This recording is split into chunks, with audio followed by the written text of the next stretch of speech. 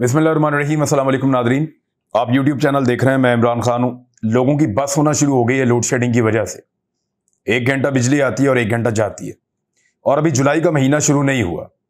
जुलाई के महीने के लिए पाकिस्तान के पास फ्यूल मौजूद नहीं है।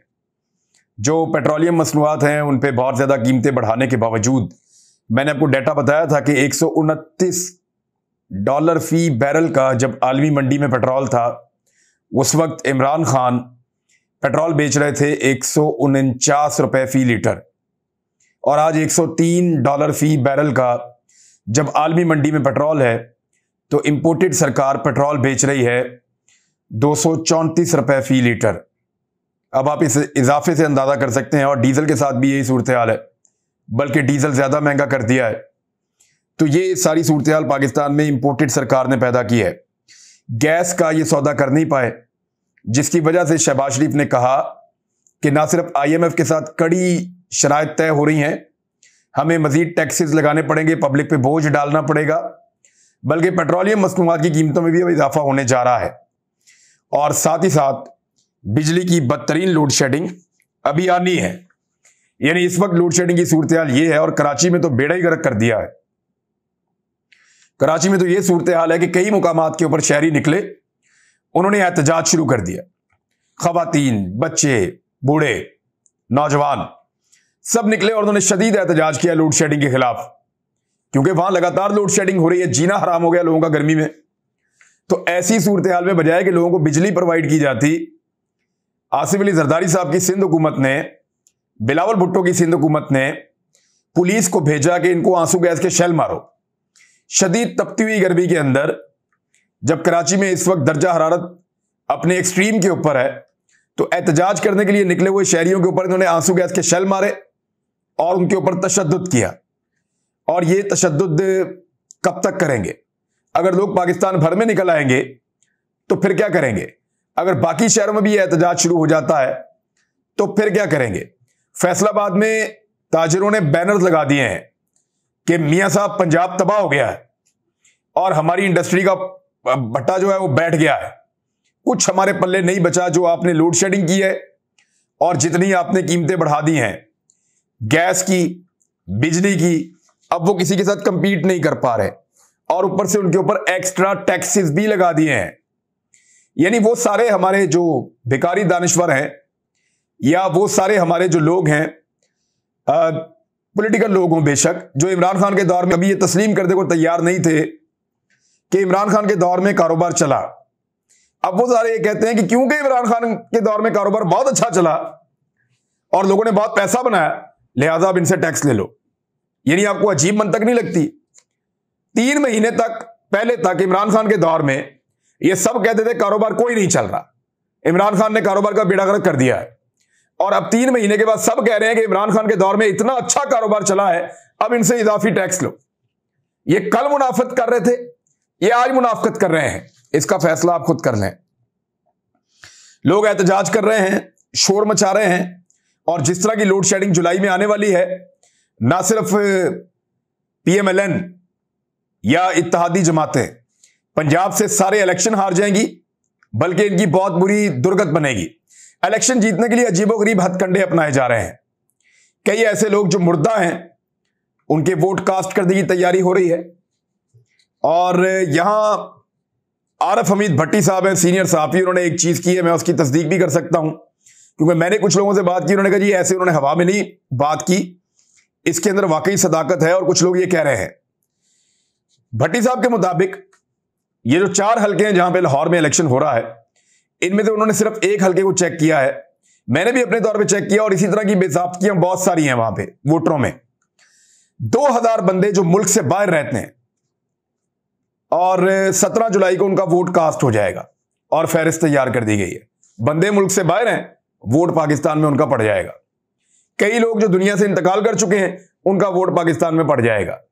तो इस तरह 4-4, 5-5 हजार वोट का बंदोबस्त किया गया है, जो जाली वोट डाला जाएगा मुस्लिम लीग नून के उम्मीदवारों को, या उन लोटों को जिनका ताल्लुक पाकिस्तान तहरीक इंसाफ से है।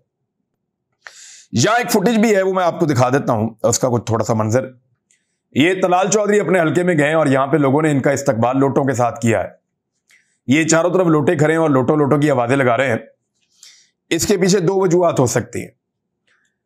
एक तो मुझे यह लगता है कि यह फेक एहतजाज है और तलाल चौधरी ने यह वीडियो का ड्रामा खुद किया है, क्योंकि तलाल चौधरी इस बात के ऊपर खासा नाराज है कि जिस हल्के से वो इलेक्शन हारा था और नवाब शेर वसीर वहां से इलेक्शन जीता था, नवाब शेर वसीर को टिकट देने का जो फैसला किया नून लीग ने, उस फैसले पे तलाल चौधरी बहुत परेशान है और वो कारकुनों को उकसा करके लोटे छोटे पकड़ के मेरे आसपास घूमो, मेरी बेइज्जती करो, खैर है कोई बात नहीं, लेकिन ये वीडियो बना के हम वायरल करते हैं जिससे मीडिया में ये मामला उठेगा और मेरी पार्टी की क़यादत नवाब शेर वसीर, उसको टिकट देने के बजाय टिकट मुझे मिल जाएगी तलाल चौधरी को।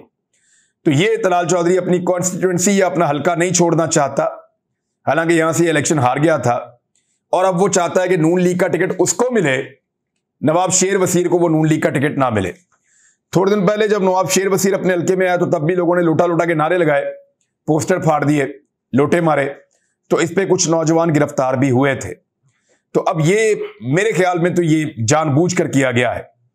दूसरी जानिब जो चीजें जानबूझकर की जा रही हैं उनमें एक तो उसामा कादरी साहब का एक इंटरव्यू है, एमक्यूएम से इनका ताल्लुक है।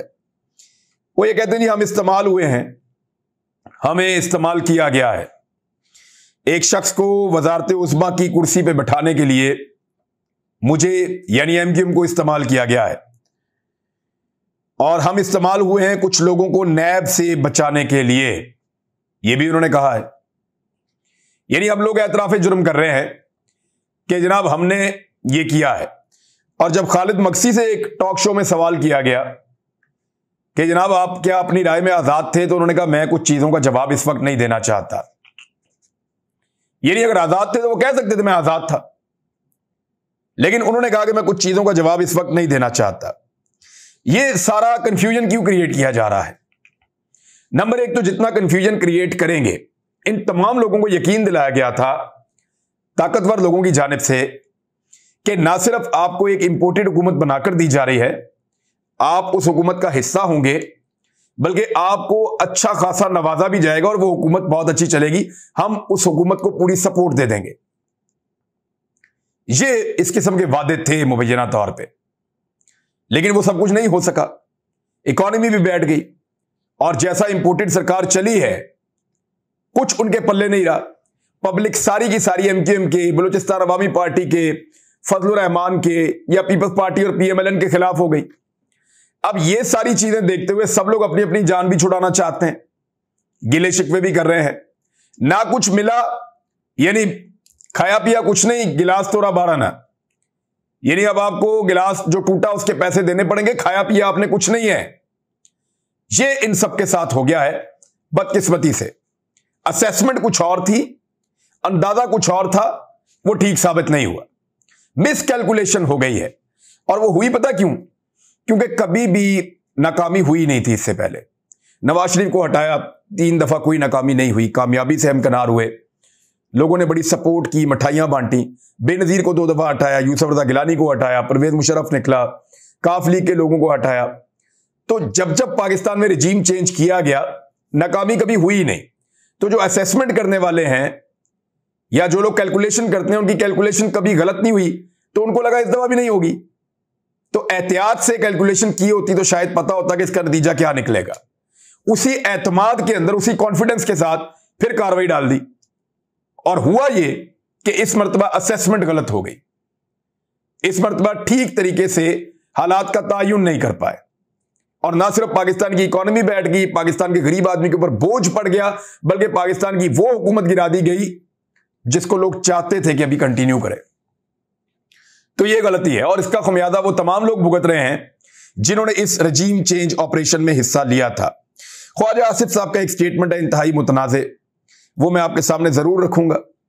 उन्होंने कहा कि इमरान खान के हामी ओवरसीज पाकिस्तानी खाते पीते लोग हैं।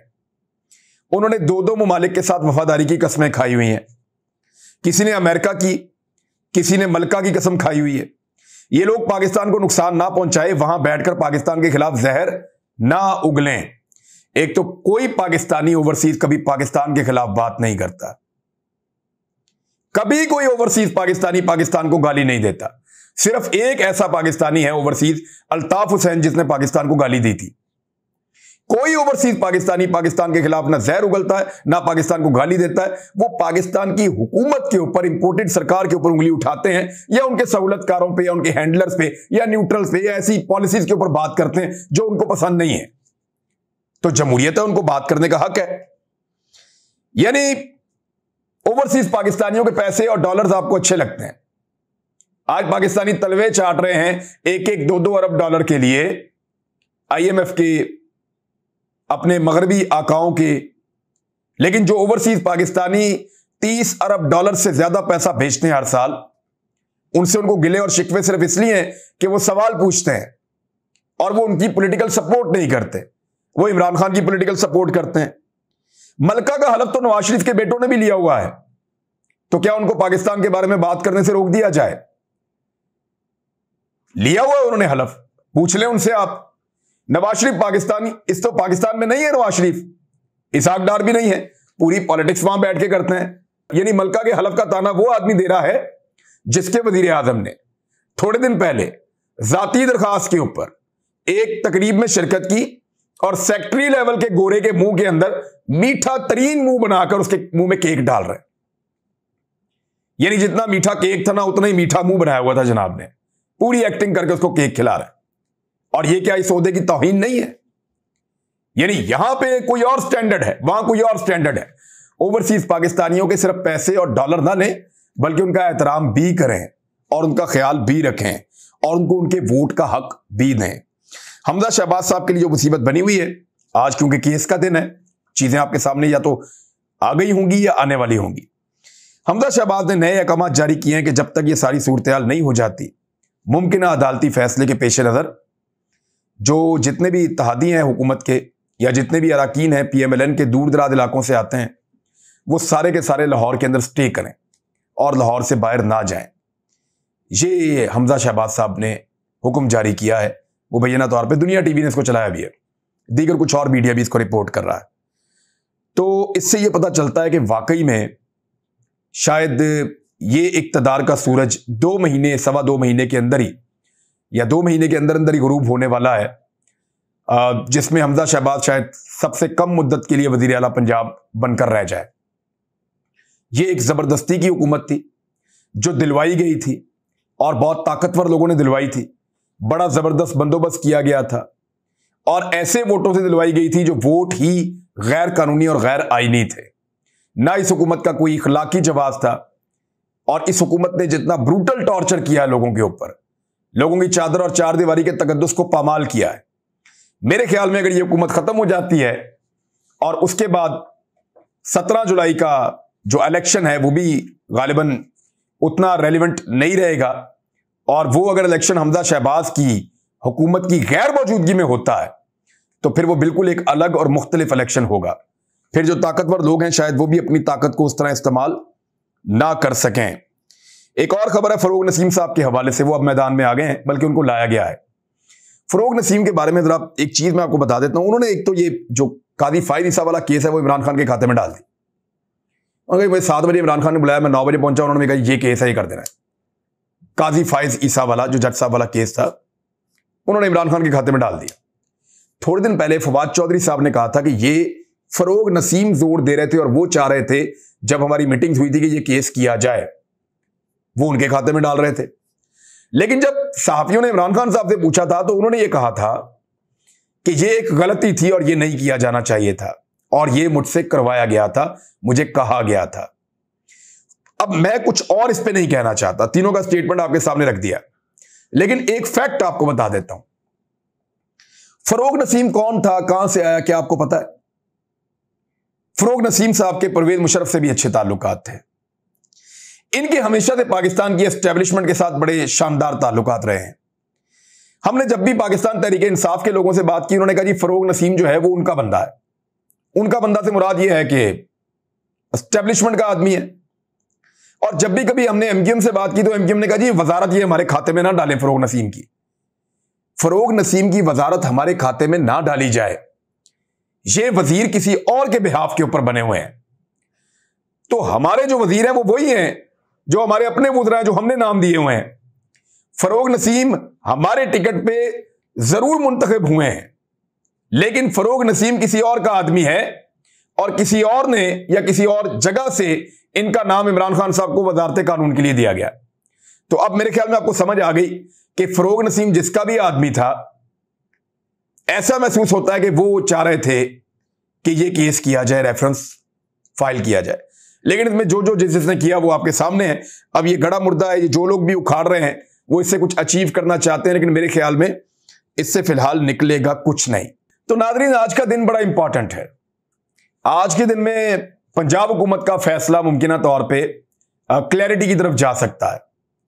हमें मजीद इंफॉर्मेशन होगी इसके बारे में, शाम को इसके बारे में हम दोबारा बात करेंगे। इंफॉर्मेशन आपके साथ शेयर करूंगा। अब तक के लिए इतनी, अपना ख्याल रखिए, अपने इस चैनल का भी। अल्लाह हाफिज़।